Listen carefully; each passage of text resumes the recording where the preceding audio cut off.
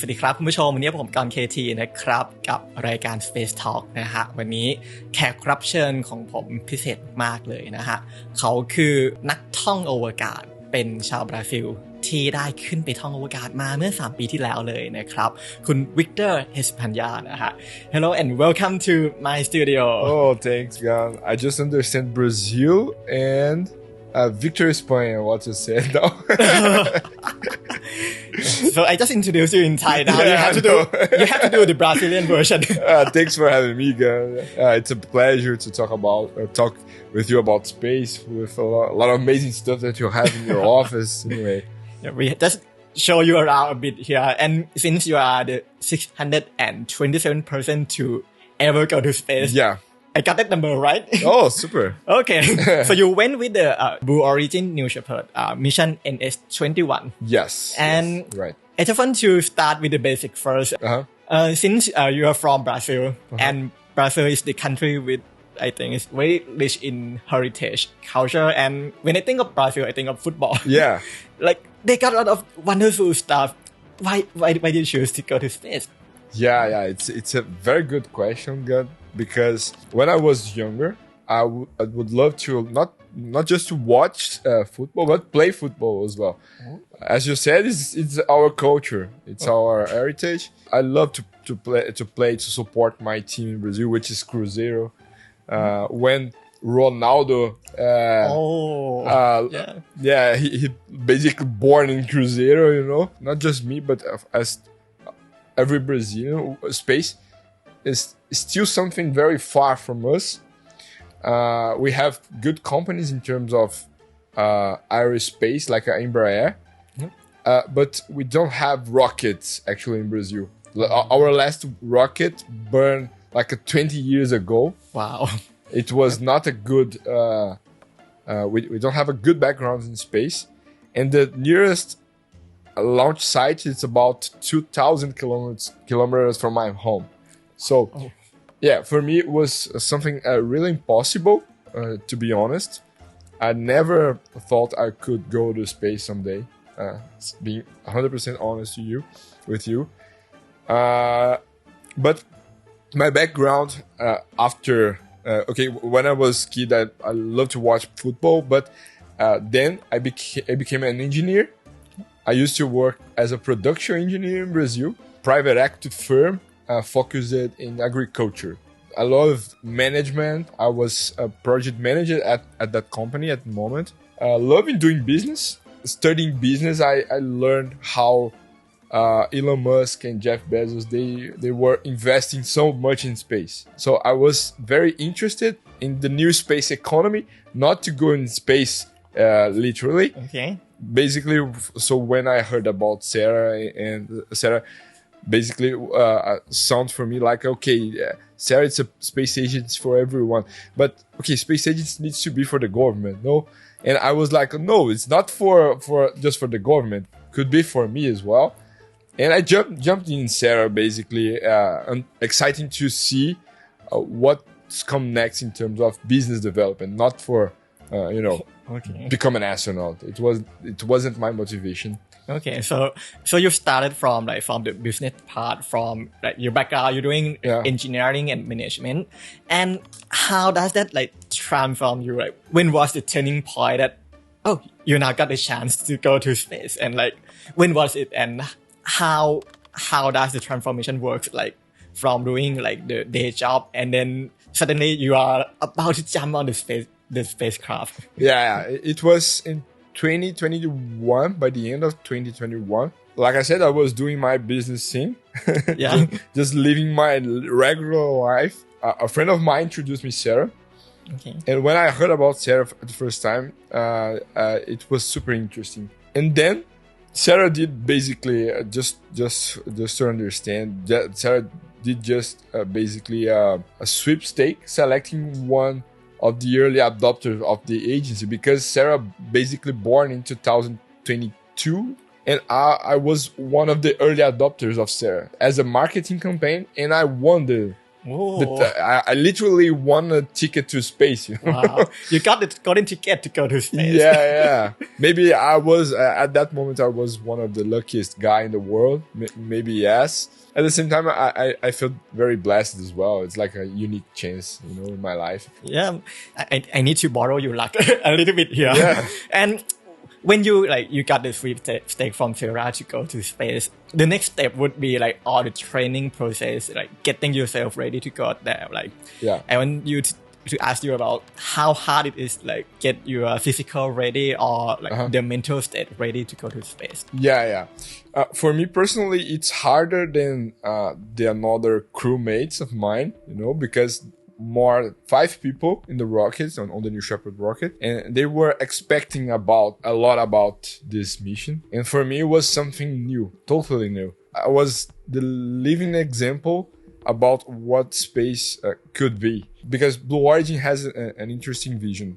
Space needs to be for everyone. It's the same vision that we share with Sarah now. They also has the vision about people living in space, working in space for the benefit of the Earth. If space needs to be for everyone, everyone needs to be everyone, not just the scientist, engineer, should be everyone. Yeah, exactly. Since I was one of the first into this, or first everyday people doing this thing, for me it was a personal challenge. I needed to learn a lot about the space, because space, it wasn't in my routine at that moment, you know? Okay. So I need to watch like 1,000 of movies, to read some books. Actually, I didn't need to, but I want to know more about space, you know, because suddenly everything changed. Okay, now it's possible. I need to understand a lot if I can. To have the best experiences possible, you know. I went to Texas, to the Blue Origin facility to have a training. But since it's a suborbital flight, it's not an orbital flight, it's not necessary a huge preparation for this kind of flight, especially in terms of physical, because you don't have a kind of re-entry, you know, burning with a 27,000 kilometers an hour. It's different. Yeah. You know, I know that you know, and your audience knows the difference about those kind of flights. So we basically spent 2 weeks in Texas learning about emergency skills, learning about what we could do in weightlessness during the zero gravity thing, you know. It was literally one of the best moments in my life to share that experience. It wasn't good just being the rocket and going to space, but before sharing that moment with my crewmates, meeting some people like Charlie Duke, he did part of our training, for example. It was amazing. I never thought I would meet someone who goes to the moon someday. So since you tell me that you have to watch plenty of movies and do a lot of preparations, the moment that you prepare for it, like, do you like feel the fear sometimes? Like, you watch the movie, sometimes they show the accident, they show like things could go wrong, that kind of stuff, risky endeavor. Yeah, of course. The first instinct is to remember about Columbia or Challenger, you know, the space shuttle, because unfortunately, we as a human being, we don't focus on what go well, but we focus what's go wrong, you know? Yeah. At the same time, I was speaking to my parents, trying to to give a glimpse what's gonna be in the rocket, and I showed a lot of videos specifically for Blue Origin. I showed Jeff Bezos flying before me, and I was dead. He's a billionaire guy. He has so much thing to lose, more than me, you know. And he was Bezos was in the first human space flight of Blue Origin. It was so needs to be very trustful, the rocket specifically. And when I landed in Texas, we did an amazing training with Blue Origin. Yep. And they after this, I very confident for this is specific flight. They did a lot of working into the New Shepard rocket specifically. A lot of people working into it. They are very careful as well about everything, even the smallest thing in the rocket they care about. So I was very confident, 3 days before, at the day of the launch. Excited, of course, but not afraid. It's two different things. Okay, that's a cool attitude to have. Yeah. Like I want you to like share about how you like getting yourself ready, like the last night usually before going on the flight, and then actually walking up to your seat. Like what was going through in your mind during that time, like how the process goes. Actually, I couldn't sleep. I tried to, but it was impossible. And when I was running to the rocket specifically, it was literally kind of moving in my head, because Blue Origin, they care about the whole experience, not just being a rocket. And for example, we arrived 2 hours before at the training facility to wear the spacesuit to have the final brief as well. And it was a special moment for us. And then 40 minutes before, we jumped in a car to go to the rocket specifically. And they, for example, they care about the smallest thing. They put a song in the car. Wow. About the race for space, So you got in-flight entertainment. Yeah, it was like preparing ourselves to what comes next. It was insane. And so then we say goodbye for the family quickly, and suddenly you are in front of the rocket. It's one of the most special moments for sure. Yeah, you talk about the building up for the launch. The moment like the engines like actually lighting up and you're actually going to space, like what do you feel like? Does it feel like the one that you experienced from the training, or is just a whole new experience that you got? To be honest, I wasn't expecting anything. It was like, okay, what's gonna be? I stayed for almost 40 minutes in the rocket before the launch for the checklists. Make sure everything's right. We had a scrub actually 2 weeks before. I went back to Brazil, and then flying back again. Yeah. Wow. But now I'm saying about the hold. We had two short holds. When the ignition starts, it's like especially next to my seat. I was in the seat number 2.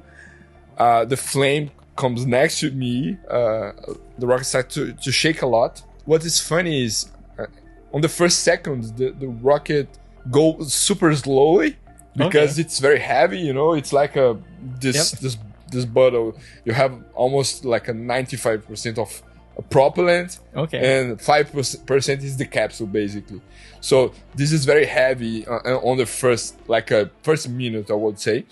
So I was expecting something more like a roller coaster, super fast, faster in the beginning, but it's not. It was a different feeling. So after the countdown, I just closed my eyes because I wasn't expecting anything, and wait for what comes next. I don't know. And then the rocket goes slowly, like I said, 1.5 minutes after you have the max Q. And after the max Q, the rocket goes super fast. And you can feel the G-forces increasing, And after all the G-force experience and the rocket building up to go to space, like the first moment you feel like the weightlessness, you actually can float in space. Yeah. How hard it is to navigate around, or what do your body feel like inside the capsule? Confused. Okay. A lot, because it's literally a unique feeling. There's nothing to compare. We were at Indonesia diving. We were trying to do something like the weightlessness feeling, but it's not the same. It's almost the same, but in a pool you have so much pressure in your body. When you dive deeper. You have another forces. You have the water itself. Anyway, in space you nothing. Nothing at all. Yeah, it's like I would say it's out of body experience. You know, it's like you cannot feel anything. You're just floating. But on the other hand, your brain tried to do the same movement that I was doing for 28 years in my life, which is put the feet on the ground. Okay. But you cannot put your feet on the ground because you push yourself to the top of the capsule. So I spent like almost 30 seconds trying to understand what should I do in the capsule, you know? It needs to be softly touched just to, you know. But it was funny, yeah. I'd spin around. I throw some balls. I was telling you about the South American ball. Yeah. I will send a picture to you for you put on the bird. Why not? This episode, yeah. You got the perk of feeling the weightlessness, the 0G up there. And the other thing I think you would experience from going to space, I think, is you seeing the Earth from another perspective. Yeah. How does the Earth look like from up there? And what do you feel when you saw our planet from space? Yeah, for sure you already heard a lot of cliches about the overview effect. Yeah, it's like, okay, it's a profound experience.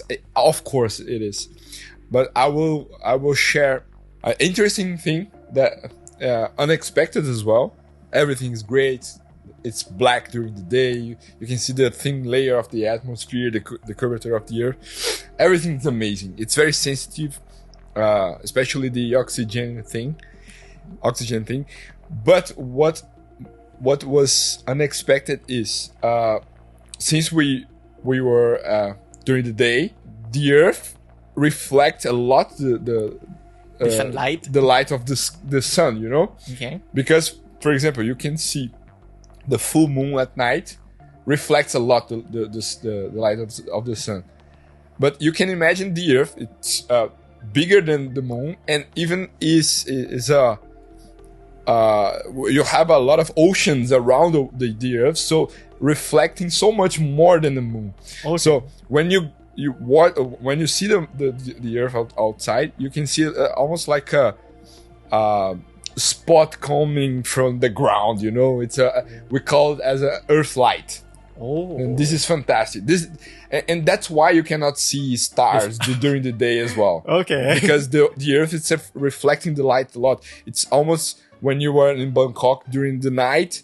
It's a lot of city lights. You cannot see stars. You know, it's the same. It's too bright if you don't see anything apart from the Earth. Yeah. And like after you coming back, like the first moment of like getting back to the gravity on Earth and everything, what is the thing that like changes you? Like the person that you're going up, like Victor going up and coming down back to Earth.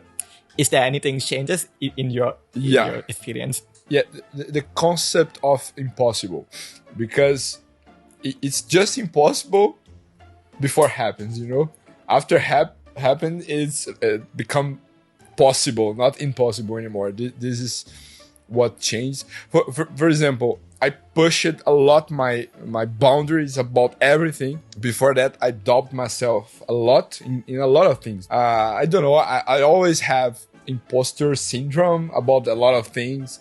It was like I'm not good enough for, I don't know, to share my experience, to even talk in English in a podcast. You know, it was something impossible for me. We did canyoning in Indonesia a few days ago, and I became literally braver about after this, because now in my head can be possible, especially because actually we have technology. In my grandfather's age, they didn't have technology to do a lot of things. So now we have internet, we have a lot of resources in our hands, more than the past, you know.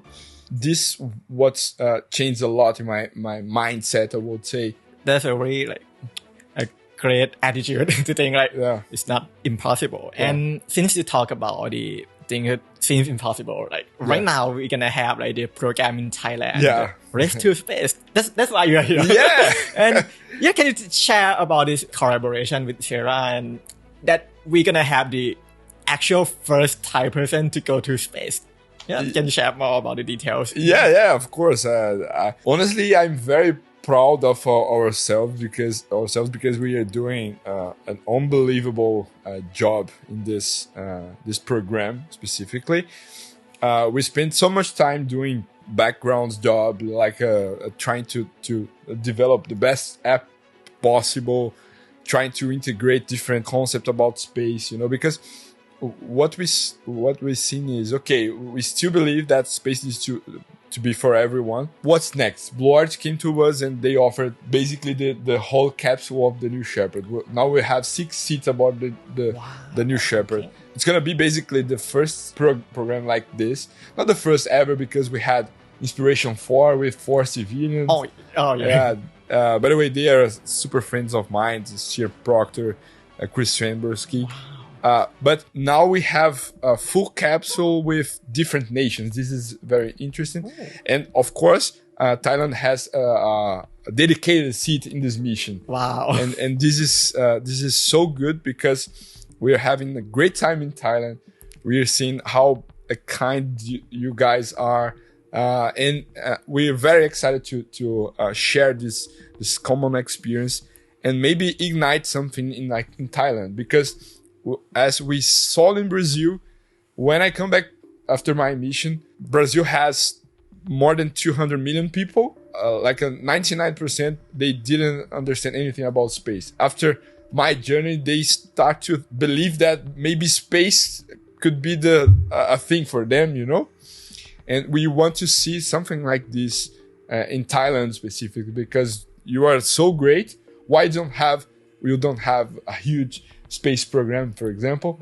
And maybe if we show for you guys that it's possible, someone goes to space and they will bring a dream together to do something extraordinary in space in the future. Oh, that would be a very cool one. Like the first time, we'll be just like you. Yeah. The way you inspire many of the Brazilian people to their interest in space, and that could bring us to like beyond the imagination of what could happen. And can you share about like the requirement on how the Thai people could join in this program with Sierra? Like, yeah, of course. What are the requirements? Can I join too? Yes, yeah, you need to.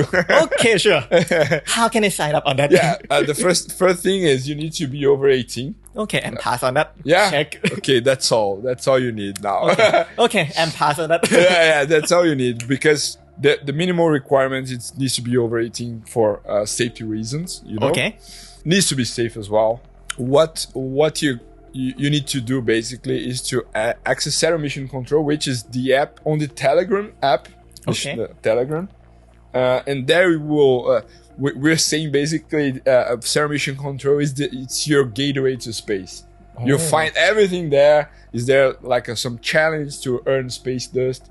You can also share about you on your social media using the hashtag of the app. Wow. And you can earn space dust, climb the leaderboard, and then you will receive votes about your community. I mean, the Thailand will vote on you to represent your country in your mission. Wow. It's quite simple. On the app, you have everything. It's super friendly as well. It's like a gaming. We because of that, I said we spent so much time trying to be as the best way possible to give everyone a good experience in terms of onboarding, So join us in the Zero Mission Control. You'll find everything, and I hope you to have a great campaign. Let's see. Let's finger cross on me. Yeah, not finger cross. You can do this. Okay, not you, but everyone is. Why not? Why not? Yes. We got all the audience, and I think maybe one of them. Finger cross. Could join you on the mission up there, and I think this is gonna be a great chance for Thailand and for making space like more accessible to more group of people. Yeah, I have a question for you. Yeah, sure. Not you have just have questions. Why not? My question is, what could be different after have a Thailand in space? Well, For me, I think in Thailand we got like a lot of people. They have a keen interest in space. Like we got it in our belief. Like we look at the stars, or even we put it in the song in our textbook. We even have a planet named after the Thai folklore. The planet is like Charawan, the Pao Gao, the Pao Tong. It's actually the planet and star that named after the Thai folklore that we learned during our primary school. So I believe like in general audience, like I do the media in Thailand for 7 to 8 years. We saw like more of the Thai people are putting their interest in space, and like in September they have total lunar eclipse and the finding on Perseverance rover from Mars, and they got like hundreds of thousands views regarding on that event, or even on some platform up to million views. So I think the interest in Thailand they are very much, and imagine if we have the first Thai people in space, like literally the first Thai astronaut. That would be like the game changing. From my perspective, I think like we will see like the dynamic changes, like science education, astronomy education. It will change forever. I'm kind of optimistic this will be a big change for us. I like what you said. It's a game changer. Yeah, like the way that we look at the people from different nations going to space, we are really excited on that. Like, I did a live coverage on the Crew Dragon from SpaceX 5 years ago, and that got like 10,000 people watching simultaneously. So yeah, imagine what could happen with the Thai astronaut. We could host a watch event and kind of stuff. And imagine if that astronaut coming back, he or she would be a great inspiration for many of the Thais, like in many years to come. Like a national hero. Yeah. Could be. Absolutely. Yeah. Right? I hope so. Yeah, but like he or she could follow your footsteps and going up to the stars. Why not? And to share with us today, like I appreciate the time that you have with us today. Just before we leave, I started with the football question. I leave it there because we are really enjoy about that. I want you to talk a bit more about the football because I believe Brazil and Thailand, we got a lot of things in common regarding this. Yeah. We all treat football as religion. And even for today, the recording day, I will, after I complete your recording, I will go to watch the match too. Oh, super. Do you have like any teams that you support, like apart from, of course, Brazil national team, any specific team? Yeah, actually, it's a good question because in Brazil, we don't support team outside of Brazil. You know, it's funny because Brazil has a too strong culture in football. So it's like the people in Brazil, it's very engaged in supporting their own team in Brazil. On the league team. Yes, somehow we're interested in a specific team. Like, for example, in 2006, 2007, Real Madrid was one of the best teams in the world. And we support a lot Real Madrid at the time because there were a lot of Brazilians in the team. We had Ronaldo, Kaká, Robinho. Wow. That's the Roberto Carlos. Wow. You know, it was a lot of Brazilians in the team. So because of that, we supported Real Madrid.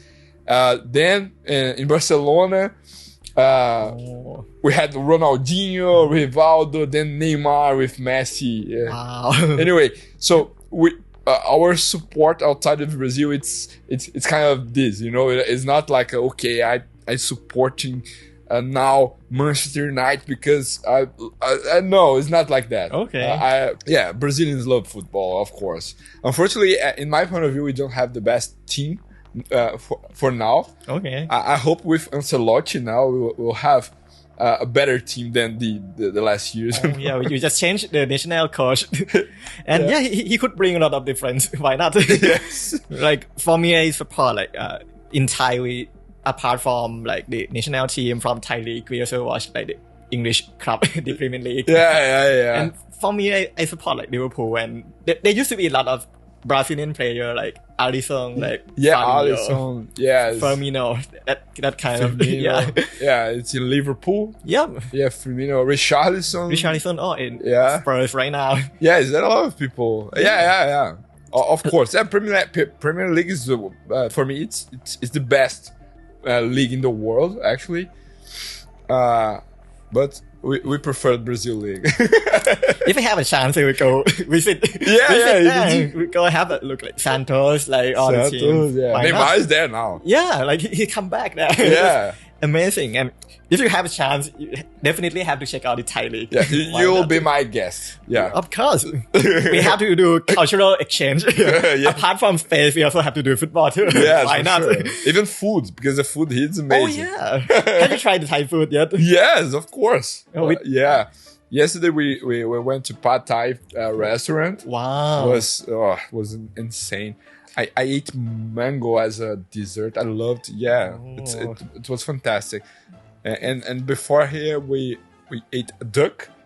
I loved it. No, the food is impressive. Okay. It's so much better than I ever thought. Really. Okay, you should try bring that up to space next time, next flight. Yeah, I will leave it to you now. Okay, sure. And if anyone from Thai going up, have to take one. Why not? Yeah. And share it on the flight. Yeah. Yeah, but today, thank you very much for your time with us, and appreciate that. And hopefully one day, like we got a Thai astronaut following your footsteps. Yeah, looking forward to share the same experience. Maybe in the next podcast. Yeah, I would love to.